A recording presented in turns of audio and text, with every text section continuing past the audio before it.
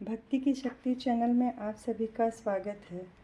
शिव पुराण श्रृंखला में आज हम विद्येश्वर संहिता के रुद्राक्ष धारण की महिमा तथा उसके विविध भेदों का वर्णन और उसके बाद रुद्र संहिता का प्रथम खंड के बारे में हम आज पाठ करेंगे।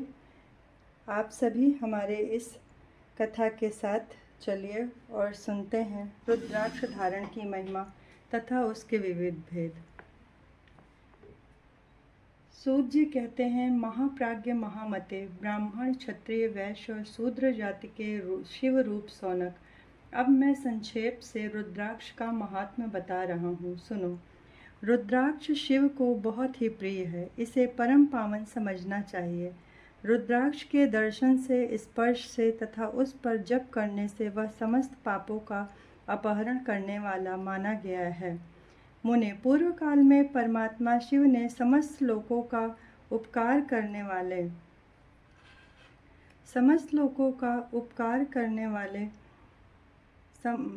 अपहरण करने वाला माना गया है। मुने, पूर्व काल में परमात्मा शिव ने समस्त लोगों का उपकार करने के लिए देवी पार्वती के सामने रुद्राक्ष की महिमा का वर्णन किया था।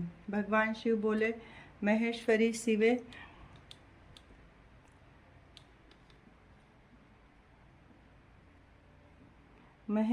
शिवे, मैं तुम्हारे प्रेमवश भक्तों के हित की कामना से रुद्राक्ष की महिमा का वर्णन करता हूँ, सुनो। महेशानी, पूर्व काल की बात है। मैं मन को संयम में रखकर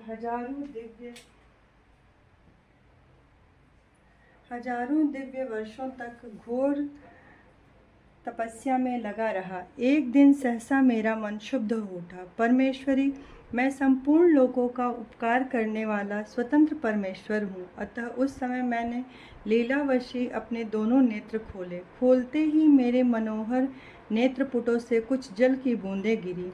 आंसू की उन बूंदों से वहाँ रुद्राक्ष नामक वृक्ष पैदा हो गया। भक्तों पर अनुग्रह करने के लिए वे अश्रुबिंदु स्थावर भाव को प्राप्त हो गए। वे रुद्राक्ष मैंने विष्णु भक्त को तथा चारों वर्णों के लोगों को बांट दिए।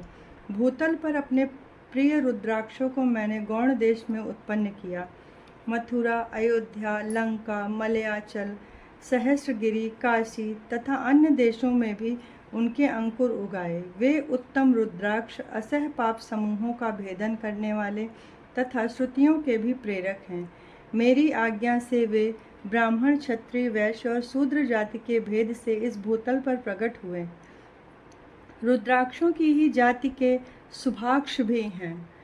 उन ब्राह्मणादि जाति वाले रुद्राक्षों के वर्ण श्वेत, रक्त, पीत तथा कृष्ण जानने चाहिए। वे क्रमशः वर्ण के मनुष्यों को चाहिए कि वे क्रमशः वर्ण के अनुसार अपनी जाति का ही रुद्राक्ष धारण करें।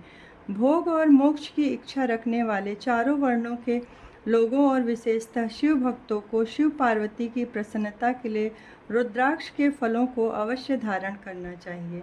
आंवले के फल के बराबर जो रुद्राक्ष हो वह श्रेष्ठ बताया गया है। जो बेर के फल के बराबर हो उसे मध्यम श्रेणी का कहा गया, और जो चने के बराबर हो उसकी गणना निम्न कोटि में की गई है। अब इसकी उत्तमता को परखने की यह दूसरी उत्तम प्रक्रिया बताई जाती है। इसे बताने का उद्देश्य है भक्तों की हित कामना। पार्वती, तुम भली भांति प्रेम पूर्वक इस विषय को सुनो। महेश्वरी, जो रुद्राक्ष बेर के फल को बराबर होता है वह उतना छोटा होने पर भी लोक में उत्तम फल देने वाला तथा सुख सौभाग्य की वृद्धि कराने वाला होता है। जो रुद्राक्ष आंवले के फल के बराबर होता है वह समस्त अरिष्टों का विनाश करने वाला होता है, तथा जो गुंजा फल के समान बहुत छोटा होता है वह संपूर्ण मनोरथों और फलों की सिद्धि करने वाला होता है। रुद्राक्ष जैसे जैसे छोटा होता है वैसे वैसे ही उसका अधिक फल देने वाला होता है। एक एक बड़े रुद्राक्ष से एक एक छोटे रुद्राक्ष को विद्वानों ने 10 गुना अधिक फल देने वाला बताया है। पापों का नाश करने के लिए रुद्राक्ष धारण आवश्यक बताया गया है। वह निश्चय ही संपूर्ण अभिष्ट मनोरथों का साधक है, अतः अवश्य ही उसे धारण करना चाहिए। परमेश्वरी, लोक में मंगलमय रुद्राक्ष जैसा फल देने वाला देखा जाता है, वैसी फलदायिनी दूसरी कोई माला नहीं दिखाई देती। देवी, समान आकार प्रकार वाले चिकने, मजबूत, स्थूल, कंटक युक्त और सुंदर रुद्राक्ष अभिलषित पदार्थों के दाता तथा सदैव भोग और मोक्ष देने वाले हैं। जिसे कीड़ों ने दूषित कर दिया हो, जो टूटा फूटा हो, जिसमें उभरे हुए दाने न हो, जो व्रण युक्त हो तथा जो पूरा पूरा गोल न हो, इन 5 प्रकार के रुद्राक्षों को त्याग देना चाहिए। जिस रुद्राक्ष में अपने आप ही डोरा पिरोने के योग्य छिद्र हो, वही उत्तम माना गया है। जिसमें मनुष्य के प्रयत्न से छेद किया गया हो, वह मध्यम श्रेणी का होता है। रुद्राक्ष धारण करके मनुष्य जिस फल को पाता है, उसका वर्णन सैकड़ों वर्षों में भी नहीं किया जा सकता। भक्तिमान पुरुष 550 रुद्राक्ष के दानों का सुंदर मुकुट बना ले और उसे सिर पर धारण करे। 360 दानों का लंबे सूत्र में पिरोकर एक हार बना ले। वैसे वैसे 3 हार बनाकर भक्तिपरायण पुरुष उसका यज्ञोपवीत तैयार करे और उसे यथास्थान धारण किए रहे। इसके बाद किस संग में कितने रुद्राक्ष धारण करने चाहिए, यह बताकर सूत जी बोले, महिषियों, सिर पर ईशान मंत्र से, कान में तत्पुरुष मंत्र से तथा गले और हृदय में अघोर मंत्र से रुद्राक्ष धारण करना चाहिए। विद्वान पुरुष दोनों हाथों में अघोर बीज मंत्र से रुद्राक्ष धारण करते हैं। उदर पर वामदेव मंत्र से 15 रुद्राक्ष द्वारा गुथी हुई माला धारण करें अथवा अंगों सहित प्रणव का 5 बार जप करके रुद्राक्ष की 3, 5 या 7 मालाएं धारण करें अथवा मूल मंत्र नमः शिवाय से ही समस्त रुद्राक्षों को धारण करें। रुद्राक्षधारी पुरुष अपने खान पान में मंदिरा, मांस, लहसुन, प्याज, सहजन, लिसोड़ा आदि को त्याग दे। गिरिराज नंदिनी उमे श्वेत रुद्राक्ष केवल ब्राह्मणों को ही धारण करना चाहिए। गहरे लाल रंग का रुद्राक्ष क्षत्रियों के लिए हितकर बताया गया है। वैश्यों के लिए प्रतिदिन बार बार पीले रुद्राक्ष को धारण करना आवश्यक है और शूद्रों को काले रंग का रुद्राक्ष धारण करना चाहिए।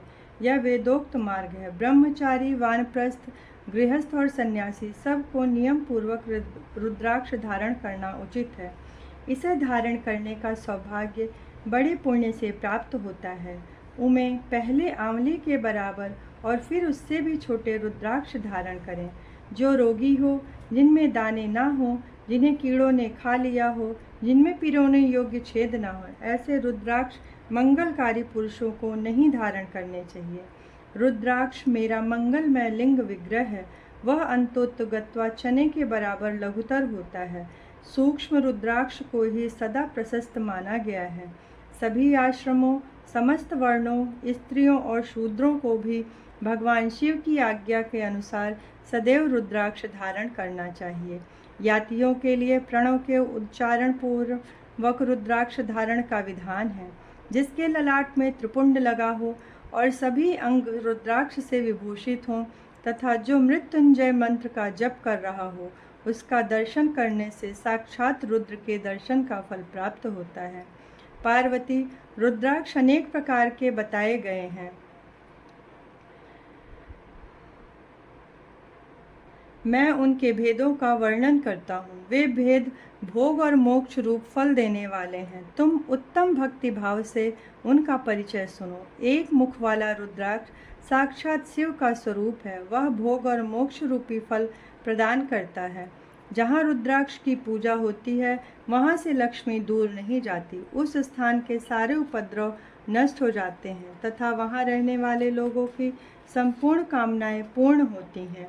2 मुख वाला रुद्राक्ष देव देवेश्वर कहा गया है। वह संपूर्ण कामनाओं और फलों को देने वाला है। 3 मुख वाला रुद्राक्ष सदा साक्षात साधन का फल देने वाला है। उसके प्रभाव से सारी विद्याएं प्रतिष्ठित होती हैं। 4 मुख वाला रुद्राक्ष साक्षात ब्रह्मा का रूप है। वह दर्शन और स्पर्श से शीघ्र ही धर्म, अर्थ, काम और मोक्ष इन चारों पुरुषार्थों को देने वाला है। 5 मुख वाला रुद्राक्ष साक्षात कालाग्नि रुद्र रूप है। वह सब कुछ करने में समर्थ है, सबको मुक्ति देने वाला तथा संपूर्ण मनोवांछित फल प्रदान करने वाला है।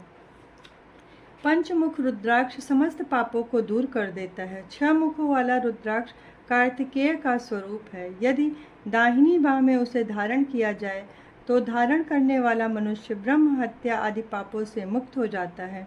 इसमें संशय नहीं है। महेश्वरी 7 मुख वाला रुद्राक्ष अनंग स्वरूप और अनंग नाम से ही प्रसिद्ध है। देवेशी उसको धारण करने से दरिद्र भी ऐश्वर्यशाली हो जाता है। 8 मुख वाला रुद्राक्ष अष्टमूर्ति भैरव रूप है। उसको धारण करने से मनुष्य पूर्णायु होता है और मृत्यु के पश्चात शूलधारी शंकर हो जाता है। 9 मुख वाले रुद्राक्ष को भैरव तथा कपिल मुनि का प्रतीक माना गया है, अथवा 9 रूप धारण करने वाली महेश्वरी दुर्गा उसकी अधिष्ठात्री देवी मानी गई हैं। जो मनुष्य भक्ति परायण हो अपने बाएं हाथ में 9 मुख रुद्राक्ष को धारण करता है, वह निश्चय ही मेरे समान सर्वेश्वर हो जाता है, इसमें संशय नहीं है। महेश्वरी 10 मुख वाला रुद्राक्ष साक्षात भगवान विष्णु का रूप है। देवेशी उसको धारण करने से मनुष्य की संपूर्ण कामनाएं पूर्ण हो जाती हैं। परमेश्वरी 11 मुख वाला जो रुद्राक्ष है वह रुद्र रूप है। उसको धारण करने से मनुष्य सर्वत्र विजयी होता है। 12 मुख वाले रुद्राक्ष को केश प्रदेश में धारण करें। उसके धारण करने से मानो मस्तक पर 12 आदित्य विराजमान हो जाते हैं। 13 मुख वाला रुद्राक्ष विश्व देवों का स्वरूप है। उसको धारण करने से मनुष्य संपूर्ण अभिष्टों को पाता तथा सौभाग्य और मंगल लाभ करता है। 14 मुख वाला जो रुद्राक्ष है वह परम शिव रूप है। उसे भक्ति पूर्वक मस्तक पर धारण करें, इससे समस्त पापों का नाश हो जाता है। गिरिराज कुमारी, इस प्रकार मुखों के भेद से रुद्राक्ष के 14 भेद बताए गए हैं। अब तुम क्रमशः उन रुद्राक्षों के धारण करने के मंत्रों को प्रसन्नता पूर्वक सुनो। पहला, ओम ह्रीं नमः। ओम नमः। ओम क्लीं नमः। ओम ह्रीं नमः। ओम ह्रीं नमः। ओम ह्रीं हुं नमः। ओम हुं नमः। ओम हुं नमः। ओम ह्रीं हुं नमः। ओम ह्रीं नमः। ओम ह्रीं हुं नमः। ओम क्रों क्षौं रौं नमः। ओम ह्रीं नमः। ओम नमः। इन 14 मंत्रों द्वारा क्रमशः 1 से लेकर 14 मुख वाले रुद्राक्ष को धारण करने का विधान है। साधक को चाहिए कि वह निद्रा और आलस्य का त्याग करके श्रद्धा भक्ति से संपूर्ण हो। संपूर्ण मनोरथों की सिद्धि के लिए उक्त मंत्रों द्वारा उन रुद्राक्षों को धारण करे।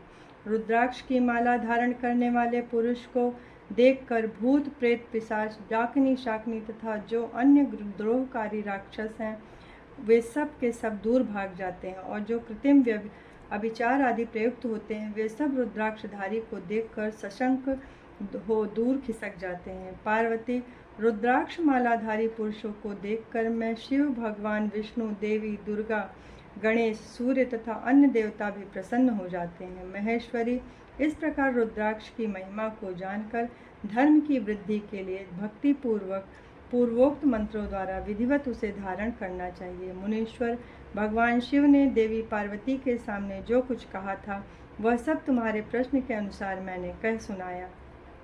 मुनीश्वरों, मैंने तुम्हारे समक्ष इस विद्येश्वर संहिता का वर्णन किया है।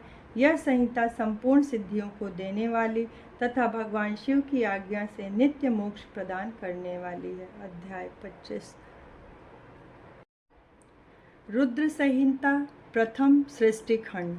ऋषियों के प्रश्न के उत्तर में नारद ब्रह्म संवाद की अवतारणा करते हुए सूत जी का उन्हें नारद मोह का प्रसंग सुनाना, काम विजय के गर्व से युक्त हुए नारद का शिव, ब्रह्मा तथा विष्णु के पास जाकर अपने तप का प्रभाव बताना, जो विश्व की उत्पत्ति, स्थिति और लय आदि के एकमात्र कारण हैं। गौरी गिरिराज कुमारी उमा के पति हैं, तत्वज्ञ हैं, जिनकी कीर्ति का कहीं अंत नहीं है, जो माया के आश्रय होकर भी उसमें अत्यंत दूर हैं तथा जिनका स्वरूप अचिंत्य है।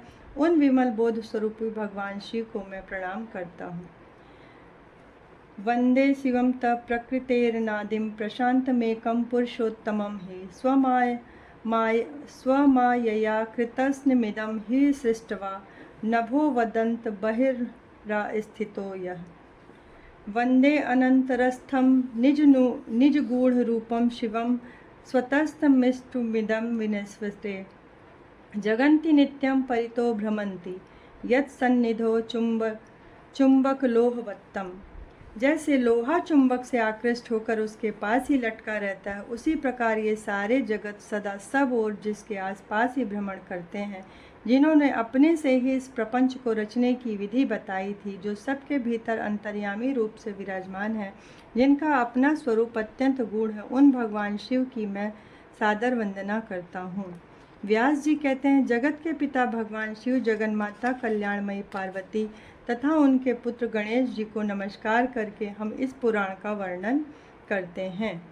एक समय की बात है, नैमिषारण्य में निवास करने वाले सौनक आदि सभी मुनियों ने उत्तम भक्ति भाव के साथ सूत जी से पूछा।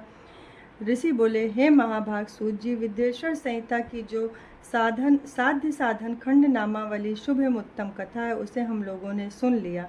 उसका आदि भाग बहुत ही रमणीय था तथा शिव भक्तों पर भगवान शिव का वात्सल्य स्नेह प्रकट करने वाली है। विद्वान, अब आप भगवान शिव परम उत्तम स्वरूप का वर्णन कीजिए, साथ ही शिव और पार्वती के दिव्य चरित्रों का पूर्ण रूप से श्रवण कराइए। हम पूछते हैं, निर्गुण महेश्वर लोक में सगुण रूप कैसे धारण करते हैं? हम सब लोग विचार करने पे भी शिव के तत्व को नहीं समझ सकते। सृष्टि के पहले भगवान शिव किस प्रकार से अपने स्वरूप से स्थित होते हैं, फिर सृष्टि के मध्य काल में वह भगवान किस तरह क्रीड़ा करते हुए सम्मक व्यवहार बर्ताव करते हैं, और सृष्टि कल्प का अंत होने पर वे महेश्वर किस रूप में स्थित रहते हैं, यह सब हमसे कहिए। हम लोक कल्याणकारी शंकर कैसे प्रसन्न होते हैं और प्रसन्न हुए महेश्वर अपने भक्तों तथा दूसरों को कौन सा उत्तम फल प्रदान करते हैं, यह सब हमसे कहिए। हमने सुना है कि भगवान शिव शीघ्र प्रसन्न हो जाते हैं, वे महान दयालु हैं, इसलिए अपने भक्तों का कष्ट नहीं देख सकते। ब्रह्मा, विष्णु और महेश ये तीन देवता शिव के ही अंग से उत्पन्न हुए हैं। उनके प्राकट्य की कथा तथा उनके विशेष चरित्रों का वर्णन कीजिए। प्रभु, आप उमा के आविर्भाव और विवाह की भी कथा कहिए, विशेषतः उनके गृहस्थ धर्म का और अन्य लीलाओं का भी वर्णन कीजिए। निष्पाप सूत जी, आपको ये सब तथा दूसरी बातें भी अवश्य कहनी चाहिए। सूत जी ने कहा, मुनीश्वरों, आप लोगों ने बड़ी उत्तम बात पूछी है। भगवान सदाशिव की कथा में आप लोगों की जो आंतरिक निष्ठा हुई है, उसके लिए आप धन्यवाद के पात्र हैं। ब्राह्मणों, भगवान शंकर का गुणानुवाद सात्विक, रजस और तमस तीनों ही प्रकृति के मनुष्यों को सदा आनंद प्रदान करने वाला है। पशुओं की हिंसा करने वाले निष्ठुर कसाई के सिवा दूसरा कौन पुरुष उस गुणानुवाद को सुनने से ऊब सकता है, जिनके मन में कोई तृष्णा नहीं। ऐसे महात्मा पुरुष भगवान शिव के उन गुणों का गान करते हैं, क्योंकि वह गुणावली संसार रूपी रोग की दवा है, मन तथा कानों को प्रिय लगने वाली और संपूर्ण मनोरथों को देने वाली है। ब्राह्मणों, आप लोगों के प्रश्न के अनुसार मैं प्रयत्न पूर्वक शिवलीला का वर्णन करता हूँ, आप आदर पूर्वक सुने। जैसे आप लोग पूछ रहे हैं, उसी प्रकार देवर्षि नारद जी ने शिव रूपी भगवान विष्णु से प्रेरित होकर अपने पिता से पूछा। अपने पुत्र नारद का प्रश्न सुनकर शिव भक्त ब्रह्मा जी का चित्त प्रसन्न हो गया और वे उन मुनि शिरोमणि को हर्ष प्रदान करते हुए प्रेम पूर्वक भगवान शिव के यश का गान करने लगे। एक समय की बात है कि मुनि शिरोमणि विप्रवर नारद जी ने, जो ब्रह्मा जी के पुत्र हैं, विनीत चित्त हो तपस्या में मन लगाया। हिमालय पर्वत में कोई एक गुफा थी जो बड़ी शोभा से संपन्न दिखाई देती थी। उसके निकट देव नदी गंगा निरंतर वेग पूर्वक बहती थी। वहाँ एक महान दिव्य आश्रम था जो नाना प्रकार की शोभा से सुशोभित था। दिव्यदर्शी नारद जी तपस्या करने के लिए उसी आश्रम में गए। उस गुफा को देखकर मुनिवर नारद जी बड़े प्रसन्न हुए और सुदीर्घ काल तक वहां तपस्या करते रहे। उनका अंतःकरण शुद्ध था। वे दृढ़तापूर्वक आसन बांधकर मौन हो प्राणायाम पूर्वक समाधि में स्थित हो गए। ब्राह्मणों, उन्होंने वह समाधि लगाई जिसमें ब्रह्मा का साक्षात्कार कराने वाला अहम ब्रह्मास्मि, मैं ब्रह्म हूँ, यह विज्ञान प्रकट होता है। मुनिवर नारद जी जब इस प्रकार तपस्या करने लगे, उस समय यह समाचार पाकर देवराज इंद्र काँप उठे। वे मानसिक संताप से विवल हो गए। वे नारद मुनि मेरा राज्य लेना चाहते हैं। मन ही मन ऐसा सोचकर इंद्र ने उनकी तपस्या में विघ्न डालने के लिए प्रयत्न करने की इच्छा की। उस समय देवराज ने अपने मन से कामदेव का स्मरण किया और स्मरण करते ही कामदेव आ गए। महेंद्र ने उन्हें नारद जी की तपस्या में विघ्न डालने का आदेश दिया। यह आज्ञा पाकर कामदेव वसंत को साथ ले बड़े गर्व से उस स्थान पर गए और अपना उपाय करने लगे। उन्होंने वहाँ शीघ्र ही अपनी सारी कलाएं रच डाली। वसंत ने भी मदमत्त होकर अपना प्रभाव अनेक प्रकार से प्रकट किया। मुनिवरों, कामदेव और वसंत के अथक प्रयास करने पर भी नारद मुनि के चित्त में विकार नहीं उत्पन्न हुआ। महादेव जी के अनुग्रह से उन दोनों का गर्व चूर्ण हो गया। सौनक आदि महर्षियों ने ऐसा होने में जो कारण था उसे आदर पूर्वक सुनो। महादेव जी की कृपा से ही नारद मुनि पर कामदेव का कोई प्रभाव नहीं पड़ा। पहले उसी आश्रम में काम शत्रु भगवान शिव ने उत्तम तपस्या की थी और वहीं उन्होंने मुनियों की तपस्या का नाश करने वाले कामदेव को शीघ्र ही भस्म कर डाला था। उस समय रति ने कामदेव को पुनः जीवित करने के लिए देवताओं से प्रार्थना की। तब देवताओं ने समस्त लोगों का कल्याण करने वाले भगवान शंकर से याचना की। उनके याचना करने पे वे बोले, देवताओं, कुछ समय व्यतीत होने के बाद कामदेव जीवित तो हो जाएंगे, परंतु यहाँ उनका कोई उपाय नहीं चल सकेगा।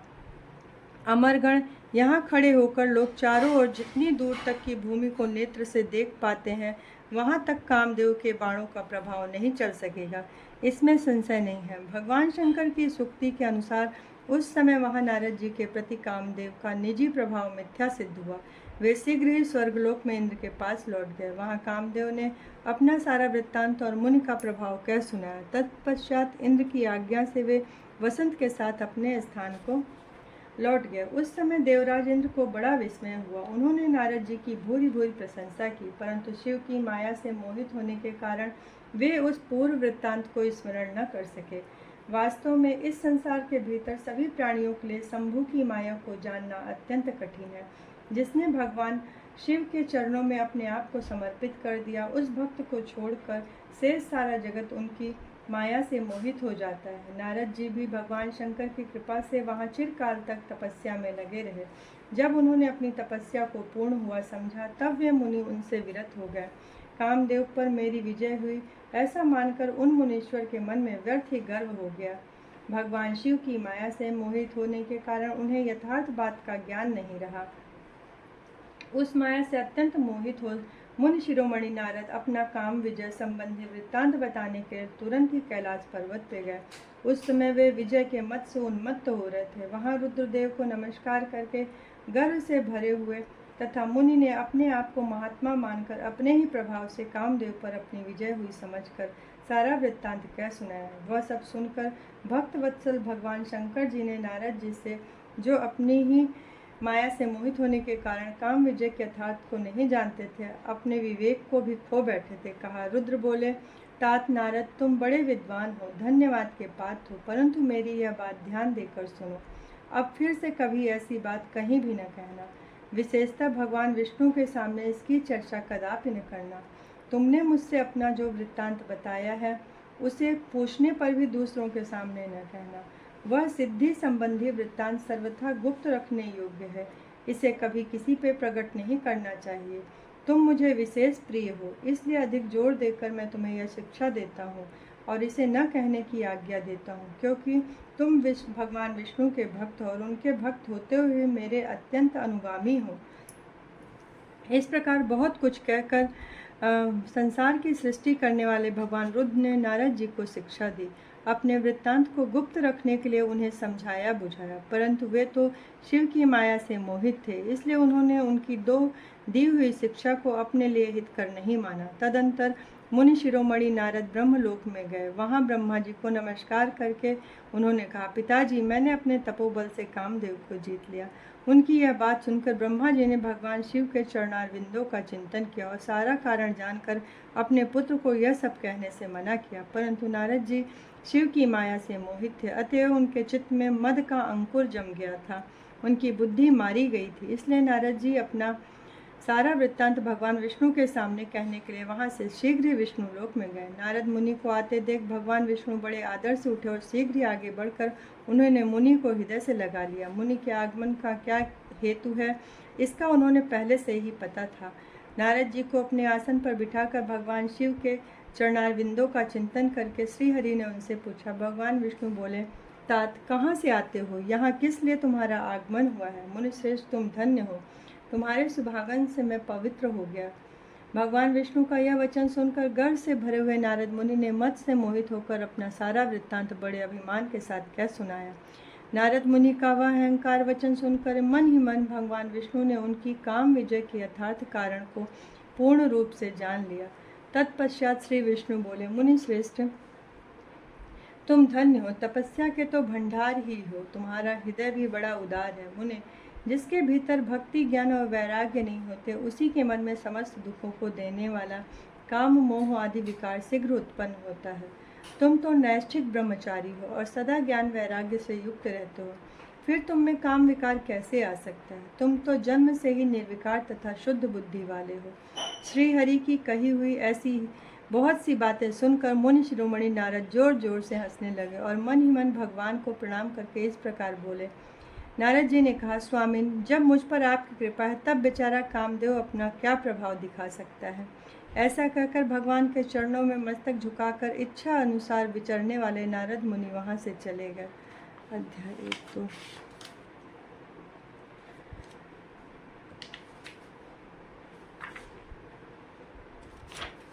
माया निर्मित नगर में शील निधि की कन्या पर मोहित हुए नारद जी का भगवान विष्णु से उनका रूप मांगना, भगवान का अपने रूप के साथ उन्हें वानर सा मोह देना, कन्या का भगवान को वरण करना और कुपित हुए नारद का शिव गणों को शाप देना। सूत जी कहते हैं, महर्षियों, जब नारद मुनि इच्छा अनुसार वहां से चले गए तब भगवान शिव की इच्छा से माया विशारद श्रीहरि ने तत्काल अपनी माया प्रकट की। उन्होंने मुनि के मार्ग में एक विशाल नगर की रचना की जिसका विस्तार 100 योजन था। वह अद्भुत नगर बड़ा ही मनोहर था। भगवान ने उसे अपने वैकुंठ लोक से भी अधिक रमणीय बनाया। नाना प्रकार की वस्तुएं उस नगर की शोभा बढ़ाती थीं। वहाँ स्त्रियों और पुरुषों के लिए बहुत से विहार स्थल थे। वह श्रेष्ठ नगर चारों वर्णों के लोगों से भरा था। वहाँ शील निधि नाम ऐश्वर्यशाली राजा राज्य करते थे। वे अपनी पुत्री का स्वयंवर करने के लिए उद्यत थे, अतः उन्होंने महान उत्सव का आयोजन किया। उनकी कन्या का वरण करने के लिए उत्सुक हो चारों दिशाओं से बहुत से राजकुमार पधारे, जो नाना प्रकार की वेशभूषा तथा सुंदर शोभा से प्रकाशित हो रहे थे। उन राजकुमारों से वह नगर भरा पूरा दिखाई देता था। ऐसे सुंदर राजनगर को देख नारद जी मोहित हो गए। वे राजा शील निधि के द्वार पे गए। मुन शिरोमणि नारद को आया देख महाराज शील निधि ने श्रेष्ठ रत्नमय सिंहासन पर बिठाकर उनका पूजन किया।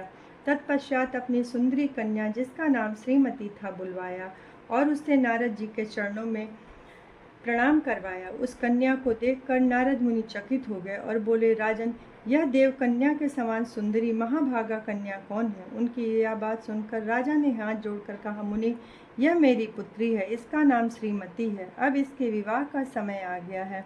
यह अपने लिए सुंदर वर चुनने के लिए निमित्त स्वयंवर में जाने वाली है। इसमें सब प्रकार के शुभ लक्षण लक्षित होते हैं। महर्षि, आप इसका भाग्य बताइए। राजा के इस प्रकार पूछने पर काम से विवल हुए मुनिश्रेष्ठ नारद उस कन्या को प्राप्त करने की इच्छा मन में लिए राजा को संबोधित करते हुए इस प्रकार बोले, भोपाल, आपकी यह पुत्री समस्त शुभ लक्षणों से संपन्न है, परम सौभाग्यवती, अपने महान भाग्य के कारण यह धन्य है और साक्षात लक्ष्मी की भांति समस्त गुणों की आगार है। इसका भावी पति निश्चय ही भगवान शंकर के समान वैभवशाली सर्वेश्वर, किसी से पराजित न होने वाला वीर, काम विजयी तथा संपूर्ण देवताओं में श्रेष्ठ होगा। ऐसा कहकर राजा से विदा ले इच्छा अनुसार विचरने वाले नारद मुनि वहां से चल दिए। वे काम के वशीभूत हो गए थे। शिव की माया ने उन्हें विशेष मोह में डाल दिया था। वे मुनि मन ही मन सोचने लगे, मैं इस राजकुमारी को कैसे प्राप्त करूं। स्वयंवर में आए हुए नरेशों से सबको छोड़कर यह एकमात्र मेरा ही वरण करे, यह कैसे संभव हो सकता है। समस्त नारियों को सौंदर्य सर्वथा प्रिय होता है। सौंदर्य को देखकर ही वह प्रसन्नता पूर्वक मेरे अधीन हो सकती, इसमें संशय नहीं है। ऐसा विचार कर काम से विवल हुए मुनिवर नारद भगवान विष्णु का रूप ग्रहण करने के लिए तत्काल उनके लोक में गए और वहां भगवान विष्णु को प्रणाम करके वे इस प्रकार बोले, भगवान, मैं एकांत में आपसे अपना सारा वृत्तांत कहूँगा। तब बहुत अच्छा कहकर लक्ष्मीपति श्री हरि नारद जी के साथ एकांत में बैठे। तब अब अपनी बात कहिए। तब नारद जी ने कहा, भगवान, आपके भक्त जो राजासील नदी हैं, वे सदा धर्म पालन में तत्पर रहते हैं। उनकी एक विशाल लोचना कन्या है जो बहुत ही सुंदरी है। उसका नाम श्रीमती है। वह विश्व मोहिनी के रूप में विख्यात है और तीनों लोकों में सबसे अधिक सुंदरी है। प्रभु, आज मैं शीघ्र ही उस कन्या से विवाह करना चाहता हूँ। राजा शीलनिधि ने अपनी पुत्री की इच्छा से स्वयंवर रचाया है, इसलिए चारों दिशाओं से वहाँ सहस्त्रों राजकुमार पधारे हैं। नाथ, मैं आपका प्रिय सेवक हूँ। आप मुझे अपना स्वरूप दे दीजिए, जिससे राजकुमारी श्रीमती निश्चय ही मुझे वर ले। सूत जी कहते हैं, महर्षियों, नारद मुनि की ऐसी बात सुनकर भगवान मधुसूदन हंस पड़े और भगवान शंकर के प्रभाव का अनुभव करके उन दयालु प्रभु ने उन्हें इस प्रकार उत्तर। भगवान विष्णु बोले, मुने, तुम अपने अभिष्ट स्थान को जाओ, मैं उसी तरह तुम्हारा हित साध करूँगा, जैसे श्रेष्ठ वैद्य अत्यंत पीड़ित रोगी का करता है, क्योंकि तुम मुझे विशेष प्रिय हो। ऐसा कहकर भगवान विष्णु ने नारद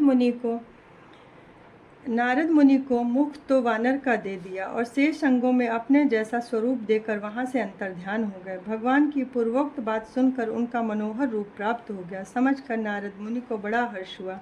वे अपने को कृतकृत्य मानने लगे। भगवान ने क्या प्रयत्न किया है, इसको वे समझ ना सके। तदंतर मुनि श्रेष्ठ नारद शीघ्र ही उस स्थान पर जा पहुँचे जहाँ राजा शीलनिधि ने राजकुमारों से भरी हुई स्वयंवर सभा का आयोजन किया था। विप्रवरों, राजपुत्रों से घिरी हुई वह दिव्य स्वयंवर सभा दूसरी इंद्र सभा के समान अत्यंत शोभा पा रही थी। नारद जी उस सभा में जा बैठे। वहां बैठकर प्रसन्न मन से बार बार यही सोचने लगे कि मैं भगवान विष्णु के समान रूप धारण किया हूँ, अतः वह राजकुमारी अवश्य मेरा ही वरण करेगी, दूसरे का नहीं। मुनिश्रेष्ठ नारद को यह ज्ञात नहीं था कि मेरा मुंह कितना कुरूप है। उस सभा में बैठे हुए सब मनुष्यों ने मुनि को उनके पूर्व रूप में ही देखा। राजकुमार आदि कोई भी उनके रूप परिवर्तन के रहस्य को न जान सके। वहां नारद जी की रक्षा के लिए भगवान रुद्र के 2 पार्षद आए थे, जो ब्राह्मण का रूप धर के गूढ़ भाव से वहां बैठे थे। वे ही नारद जी के रूप परिवर्तन के उत्तम भेद को जानते थे। मुनि को काम वेश से मूढ़ हुआ जान वे दोनों पार्षद उनके निकट गए और आपस में बातचीत करते हुए उनकी हंसी उड़ाने लगे, परंतु मुनि तो काम से विवल हो रहे थे, अतः उन्होंने उनकी यथार्थ बात भी अनसुनी कर दी। वे मोहित हो श्रीमती को प्राप्त करने की इच्छा से उसके आगमन की प्रतीक्षा करने लगे। इसी बीच में वह सुंदरी राजकन्या स्त्रियों से घिरी हुई अंतपुरा में आ पहुंची। उसने अपने हाथ में सोने की एक सुंदर माला ले रखी थी। वह शुभ लक्षणा राजकुमारी स्वयंवर के मध्य भाग में लक्ष्मी के समान खड़ी हुई अपूर्व शोभा पा रही थी। उत्तम व्रत का पालन करने वाली वह भूप कन्या माला हाथ में लेकर अपने मन के अनुरूप वर का अन्वेषण करती हुई सारी सभा में भ्रमण करने लगी। नारद मुनि का भगवान विष्णु के समान शरीर और वानर जैसा मुंह देखकर वह कुपित हो गई और उनकी ओर से दृष्टि हटाकर प्रसन्न मन से दूसरी ओर चली गई। स्वयंवर सभा में अपने मनोवांछित वर को न जान देखकर वह भयभीत हो गई। राजकुमारी उस सभा के भीतर चुपचाप खड़ी रह गई। उसने किसी के गले में जयमाला नहीं डाली। इतने में ही राजा के समान वेशभूषा धारण किए भगवान विष्णु वहां आ पहुंचे। किन्हीं दूसरी लोगों ने उनको वहां नहीं देखा, केवल उस कन्या की ही दृष्टि उस पर पड़ी। भगवान को देखते ही उस परम सुंदरी राजकुमारी का मुख प्रसन्नता से खिल उठा। उसने तत्काल ही उनके कंठ में वह माला पहना दी। राजा का रूप धारण करने वाले भगवान विष्णु उस राजकुमारी को साथ लेकर तुरंत अदृश्य हो गए और अपने धाम में जा पहुंचे। इधर सब राजकुमार श्रीमती की ओर से निराश हो गए। नारद मुनि तो काम वेदना से आतुर हो रहे थे, इसलिए वे अत्यंत विवल हो उठे। तब वे दोनों विप्र रूपधारी ज्ञान विशारद रुद्रगण काम विवल नारद जी से उसी क्षण बोले। रुद्रगण उनका, हे नारद, हे मुने, तुम व्यर्थ ही काम से मोहित हो रहे हो और सौंदर्य के बल से राजकुमारी को पाना चाहते हो। अपना वानर के समान घृणित मुंह तो देख लो। सूत जी कहते हैं, महर्षियों, उन रुद्रगणों का यह वचन सुनकर नारद जी को बड़ा विस्मय हुआ। वे शिव की माया से मोहित थे। उन्होंने दर्पण में अपना मुंह देखा। वानर के समान अपना मुंह देखकर वे तुरंत ही क्रोध से जल उठे और माया से मोहित होने के कारण उन दोनों शिवगणों को वहां शाप देते हुए बोले, अरे तुम दोनों ने मुझ ब्राह्मण का उपहास किया था, तुम ब्राह्मणों के वीर्य से उत्पन्न राक्षस हो जाओ। ब्राह्मण की संतान होने पर भी तुम्हारे आकार राक्षस के समान ही होंगे। इस प्रकार अपने लिए साप सुनकर वे दोनों ज्ञान शिरोमणि शिवगण मुनि को मोहित जानकर कुछ नहीं बोले। ब्राह्मणों, वे सदा सब घटनाओं में भगवान शिव की ही इच्छा मानते थे, अतः उदासीन भाव से अपने स्थान को चले गए और भगवान शिव की स्तुति करने लगे। अध्याय 3।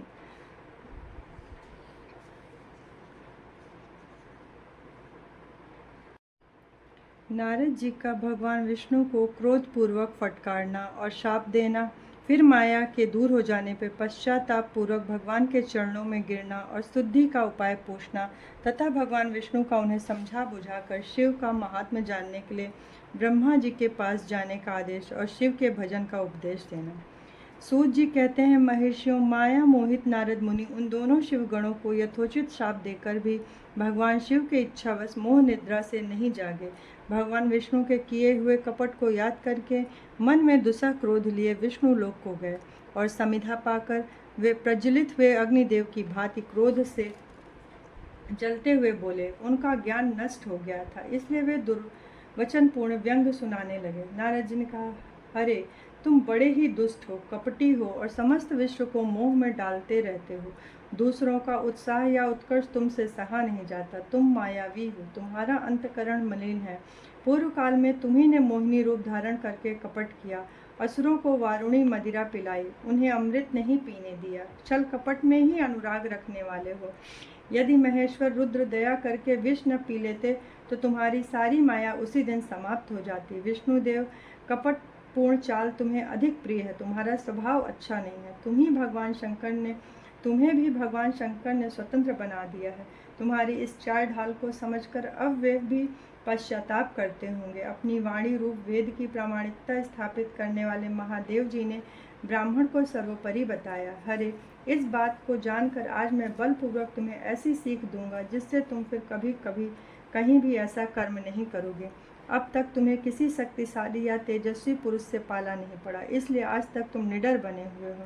परंतु विष्णु, अब तुम्हें अपनी करनी का पूरा पूरा फल मिलेगा। भगवान विष्णु से ऐसा कहकर माया मोहित नारद मुनि अपने ब्रह्म तेज का प्रदर्शन करते हुए क्रोध से खिन्न हो उठे और शाप देते हुए बोले, विष्णु, तुमने स्त्री के लिए मुझे व्याकुल किया है। तुम इसी तरह सबको मोह में डालते रहते हो। यह कपटपूर्ण कार्य करते हुए तुमने जिस स्वरूप से मुझे संयुक्त किया था उसी स्वरूप से तुम मनुष्य हो जाओ और स्त्री के वियोग का तुम दुख भोगो। तुमने जिन वानरों के समान मेरा मुंह बनाया था वे ही उस समय तुम्हारे सहायक होंगे और तुम दूसरों के स्त्री विरह का दुख देने वाले हो, अतः स्वयं भी तुम्हें स्त्री के वियोग का दुख प्राप्त होगा। अज्ञान से मोहित मनुष्यों के समान तुम्हारी स्थिति हो। अज्ञान से मोहित हुए नारद जी मोह व श्री हरि को जब इस तरह शाप दिया तब उन्होंने शंभु की माया की प्रशंसा करते हुए उस शाप को स्वीकार कर लिया। तदंतर महालीला करने वाले शंभु ने अपनी उस विश्व मोहिनी माया को, जिसके कारण ज्ञानी नारद मुनि भी मोहित हो गए, खींच लिया। उस माया के तिरोहित होते ही नारद जी पूर्ववत शुद्ध बुद्धि से युक्त हो गए। उन्हें पूर्ववत ज्ञान प्राप्त हो गया और उनकी सारी व्याकुलता जाती रही। इससे उनके मन में बड़ा विस्मय हुआ। वे अधिकाधिक पश्चाताप करते हुए बार बार अपनी निंदा करने लगे। उस समय उन्होंने ज्ञानी को भी मोह में डालने वाली भगवान शंभु की माया की सराहना की। तदंतर यह जानकर कि माया के कारण ही मैं भ्रम में पड़ गया था, यह सब कुछ मेरा माया जनित भ्रम था, वैष्णव शिरोमणि नारद जी भगवान विष्णु के चरणों में गिर गए। भगवान श्री हरि ने उन्हें उठाकर खड़ा किया। उस समय अपनी दुर्बुद्धि नष्ट हो जाने के कारण वे यो बोले, नाथ, माया से मोहित होने के कारण मेरी बुद्धि बिगड़ गई थी, इसलिए मैंने आपके प्रति बहुत दुर्वचन कहे, आपको शाप तक दे डाला। हे प्रभु, उस शाप को आप मिथ्या कर दीजिए। हाय, मैंने बहुत बड़ा पाप किया, अब मैं निश्चय ही नरक में पड़ूंगा। हरि, मैं आपका दास हूँ, बताइए मैं क्या उपाय, कौन सा प्रायश्चित करूँ जिससे मेरा पाप समूह नष्ट हो जाए और मुझे नरक में न गिरना पड़े। ऐसा कहकर शुद्ध बुद्धि वाले मुनि शिरोमणि नारद जी पुनः भक्ति भाव से भगवान विष्णु के चरणों में गिर गए। उस समय उन्हें बड़ा पश्चाताप हो रहा था। तब श्री विष्णु ने उठाकर मधुर वाणी में कहा। भगवान विष्णु बोले, तात खेद न करो, तुम मेरे श्रेष्ठ भक्त हो, इसमें संशय नहीं है। मैं तुम्हें एक बात बताता हूँ, सुनो, उसे निश्चय ही तुम्हारा परम हित होगा। तुम्हें नरक में नहीं जाना पड़ेगा। भगवान शिव तुम्हारा कल्याण करेंगे। तुमने मद से मोहित होकर जो भगवान शिव की बात नहीं मानी, उसकी अवहेलना कर दी थी, उसी अपराध का भगवान शिव ने तुम्हें ऐसा फल दिया है, क्योंकि वे ही कर्म फल के दाता हैं। तुम अपने मन में यह दृढ़ निश्चय कर लो कि भगवान शिव की इच्छा से यह सब कुछ हुआ है। सबके स्वामी परमेश्वर शंकर ही गर्व को दूर करने वाले हैं। वे ही परब्रह्म परमात्मा हैं। उन्हीं का सच्चिदानंद रूप से बोध होता है। वे निर्गुण और निर्विकार हैं। सत्व, रज और तम इन तीनों गुणों से परे हैं। वे ही महेश हैं। इन तीन रूपों में प्रकट होते हैं। निर्गुण और सगुण भी वे ही हैं। निर्गुण अवस्था में उन्हीं का नाम शिव है। वे ही परमात्मा है, महेश्वर, परब्रह्म, अविनाशी हैं। उन्हीं की सेवा से ब्रह्मा जी जगत के सृष्टा हुए हैं और मैं तीनों लोकों का पालन करता हूँ। मैं स्वयं ही रुद्र रूप से सदा सबका संहार वे स्वयं ही रुद्र रूप से सदा सबका संहार करते हैं। वे स्व स्वरूप से सबके साक्षी हैं, माया से भिन्न है और निर्गुण है। स्वतंत्र होने के कारण उनका विहार, आचार, व्यवहार उत्तम है और वे भक्तों पर दया करने वाले हैं। नारद मुनि, मैं तुम्हें एक सुंदर उपाय बताता हूँ जो सुखद समस्त पापों का नाश है। अपने सारे संशयों को त्याग कर तुम भगवान शंकर के सुयश का गान करो और सदा अनन्य भाव से शिव के सतनाम सतनाम स्तोत्र का पाठ करो। मुने, तुम निरंतर उन्हीं की उपासना, उन्हीं का भजन करो, उन्हीं के यश को सुनो और गाओ। प्रतिदिन उन्हीं की पूजा अर्चना करते रहो। नारद जी, शरीर, मन और वाणी द्वारा भगवान शिव की उपासना करता है, उसे पंडित या ज्ञानी जानना चाहिए। वह जीवन मुक्त कहलाता है। शिव इस नाम रूपी दावानल से बड़े बड़े पातकों के असंख्य पर्वत अनायास भस्म हो जाते हैं। यह सत्य है, इसमें संशय नहीं है। जो भगवान शिव के नाम रूपी नौका का आश्रय लेता है, वे संसार सागर से पार हो जाते हैं। संसार के मूलभूत उनके सारे पाप नष्ट हो जाते हैं। महामुनि, संसार के मूलभूत जो पातक रूपी वृक्ष हैं, उनका शिव नाम रूपी कुठार से निश्चय ही नाश हो जाता है। भगवान शिव तुम्हारा कल्याण करेंगे। इस प्रकार प्रसन्न चित्त हुए भगवान विष्णु नारद मुनि को प्रेम पूर्वक उपदेश देकर श्री शिव का स्मरण, वंदन और स्तवन करके वहां से अंतर ध्यान हो गए।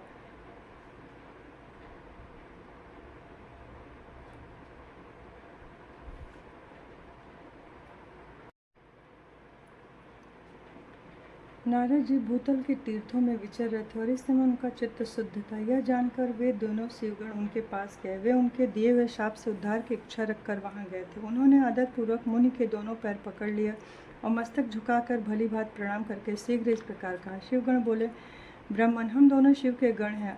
हमने आपका अपराध किया था। राजकुमारी श्रीपति के स्वयंवर में आपका चित्त माया से मोहित था और आपने हम दोनों को शाप दे दिया था। वहाँ कुछ समय जानकर हम चुप रह जाना ही अपना जीवन रक्षा का उपाय समझा। और अपने कर्म का ही फल प्राप्त हुआ। प्रभु, अब आप प्रसन्न होइए और हम दोनों पर अनुग्रह कीजिए। नारद जी ने कहा, आप दोनों महादेव जी के गण हैं और सत्पुरुषों के लिए परम सम्माननीय हैं। अतः मेरे मोह रहित एवं सुखदायक तात वचन को सुनिए। पहले निश्चय मेरी बुद्धि भ्रष्ट हो गई थी और मैं सर्वथा मोह के वशीभूत हो गया था, इसलिए आप दोनों को मैंने शाप दिया। शिवगणों, मैंने जो कुछ कहा है वैसा ही होगा, तथापि मेरी बात सुनिए। आपके लिए शापोद्धार की बात बता रहा हूँ। आप लोग आज मेरे अपराध को क्षमा कर दीजिए। मुनिवर, विश्रवा के वीर से जन्म ग्रहण करके आप संपूर्ण दिशाओं में प्रसिद्ध कुंभकर्ण रावण राक्षस राज का पद प्राप्त करेंगे और बलवान वैभव से युक्त तथा परम प्रतापी होंगे। समस्त ब्रह्मांड के राजा होकर शिव भक्त एवं जितेंद्रिय होंगे और शिव के ही दूसरे स्वरूप श्री विष्णु के हाथों मृत्यु पाकर फिर अपने पद पर प्रतिष्ठित हो जाएंगे। सूत जी कहते हैं, महर्षियों, महात्मा नारद मुनि की यह बात सुनकर वे दोनों शिवगण प्रसन्न हो सानंद अपने स्थान को लौट गए। श्री नारद जी भी अत्यंत आनंदित हो अनन्य भाव से भगवान शिव का ध्यान तथा शिव तीर्थों का दर्शन करते हुए बार बार भूमंडल पर विचरने लगे। अंत में सबके ऊपर विराजमान शिव प्रिया काशीपुर में गए और शिव स्वरूपिणी एवं शिव को सुख देने वाली है काशीपुरी का दर्शन करके नारद जी कृतार्थ हो गए। उन्होंने भगवान काशीनाथ का दर्शन किया और परम प्रेम एवं परमानंद से युक्त हो उनकी पूजा करी। काशी का सानंद सेवन करके वो मुनि श्रेष्ठ कृतार्थ का अनुभव करने लगे।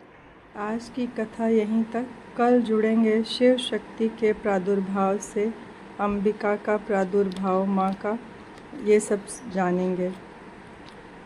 तो हमारे चैनल के साथ जुड़े रहें और कल लाइव